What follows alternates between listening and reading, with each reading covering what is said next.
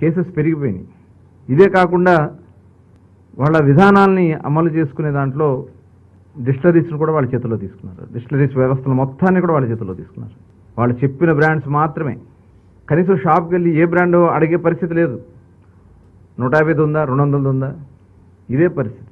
దాని మీద మేము 5 సంవత్సరాలు మేము అనేక సార్లు పోరాటం కూడా చేశాం.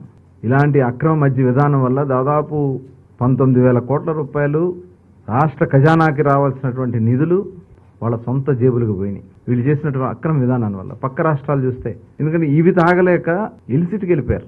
నాటుసారా, అదేవిధంగా NDP, non duty paid liquor, పక్క రాష్ట్రాల నుంచి అటు తెలంగాణ, అటు కర్ణాటక, తమిళనాడు రాష్ట్రాల నుంచి, ఒరిస్సా రాష్ట్రాల నుంచి విపరీతంగా వచ్చి ఇవంతా కూడా ప్రభుత్వానికి రావాల్సినటువంటి ఆదాయం బయటపోయింది. ప్రజలు అనారోగ్యం పాలైపోయారు.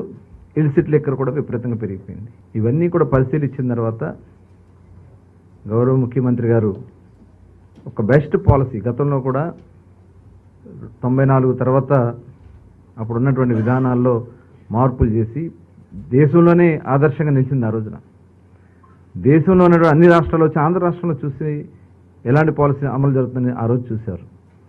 దాన్ని కూడా దృష్టిలో పెట్టుకుని ఒక బెస్ట్ పాలసీని తయారు చేయడం కోసం మా కమిటీ సభ్యులందరం కూడా డిపార్ట్మెంట్లో కూడా వాళ్ళు కూడా అధ్యయనం చేశారు. దేశమంతా వెళ్ళి దాదాపు ఒక గవర్నమెంట్ షాపులు అమలు జరుగుతున్నటువంటి విధానం, ప్రైవేట్ షాప్స్ అమలు జరుగుతున్నటువంటి విధానం, అటు ప్రైవేటు గవర్నమెంట్ కలిపి నడుపుతున్నటువంటి విధానం, ఇవన్నీ కూడా స్టడీ చేసి వాళ్ళకు రిపోర్ట్ చేసి ఇవ్వడం జరిగింది. అలాగే ట్యాక్సేషన్ కూడా ఏ రకంగా ఉందనేది ట్యాక్సేషన్ విషయంలో కానీ, ఎందుకంటే గతంలో మేము ఎన్నికల మేనిఫెస్టోలో ఇచ్చినటువంటి రిజర్వేషన్ కూడా ఏదైతే గీత కార్మికులు ఉంటారో టాడీ ట్యాపర్స్కి సంబంధించి కళ్ళు గీత కార్మికులకి 10% షాప్స్ ఇస్తామని చెప్పి ఆ రోజున ఎన్నికల్లో హామీ ఇచ్చాం.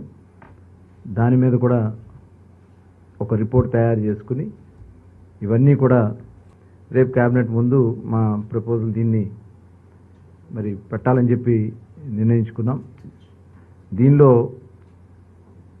సరసమైనటువంటి ధరలకి నాణ్యమైనటువంటి బ్రాండ్స్తో ప్రజల ఆరోగ్యాలని కాపాడే విధంగా ఈ పాలసీని డిజైన్ చేయాలని, అలాగే దీనివల్ల ఏమైందంటే నార్కోటిక్ విపరీతంగా డ్రగ్స్ కానీ గంజాయి కానీ వాళ్ళు విపరీతంగా యూత్ అంతా కూడా గతంలో బీర్ సేల్స్కి ఇప్పుడున్న బీర్ సేల్స్కి 50% పడిపోయింది. కేవలం రేట్లు పెంచడం వల్ల వాళ్ళందరూ కూడా డైవర్ట్ అయ్యి గంజాయికి, డ్రగ్స్కి వాళ్ళు డైవర్ట్ అయిపోయారు.